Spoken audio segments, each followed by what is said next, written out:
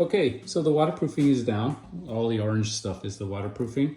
The floor is ready. The underlayment is ready to receive the heated floors. So what we're going to do is we're going to tape off where the vanity and the toilet's going to be, and then we're going to run the cable through these little the little pucks there, and it'll lock it in. The cable will lock in right there. So that's a little bit tight, and then when you push it in, it grabs it. And then what we'll do is we'll fill all these with concrete, so it just makes it easier to tile. And what I mean, it makes it easier to tile. If you don't fill in the pucks, which is totally fine, you're gonna end up using twice the amount of cement.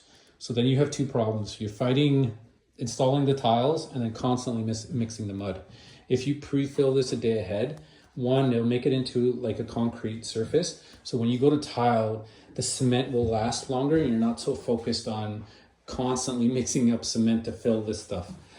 We just like filling it because it protects the pucks, protects the cable. It doesn't protect it, it just makes it so it doesn't pop out constantly. It locks it in, and then you feel a little bit more comfortable because then when we're working, we'll just put a piece of plywood down like that, and then we're not worried about damaging the cable, because this stuff, man, like if you get even one little nick in that, the sensor's it's gonna trip, and then you have to rip the whole thing out. So you have to be super cautious on this.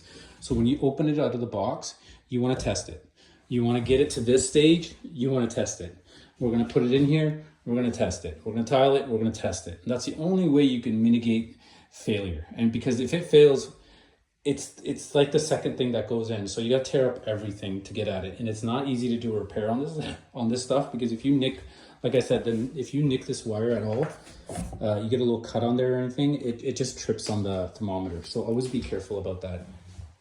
So when we pan back around, that's the tub. So the tub's got, waterproofing done. We always overkill it.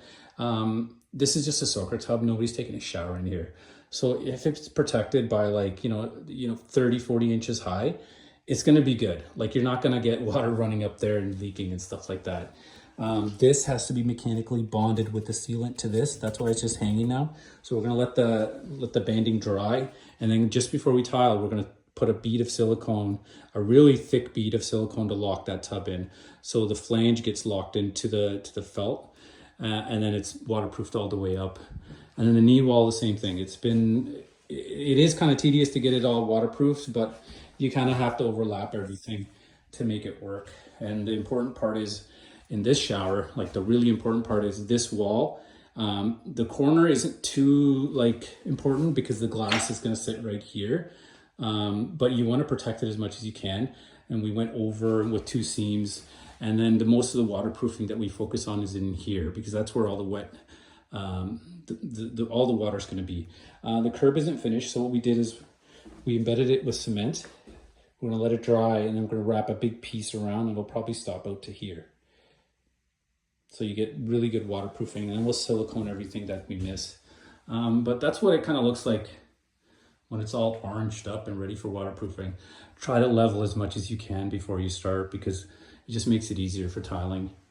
Try to level the tub so you're not cutting these at a pitch, and then try to level that kind of stuff. So when you go in there, it's really easy cuts, because you do not want to be adjusting a lot on tiling. You want to do all this prior to you setting in the tub, installing the wall. So we take a lot of time in making sure everything's level before we install the panels, so we get straight lines. The shower niche we always do on the fly, because we'll lay in the first 2 rows, and then we'll get a good guideline that's solid to do a niche that lands where we want it to land. Otherwise, it's a really kind of you can do it, it's just more stressful.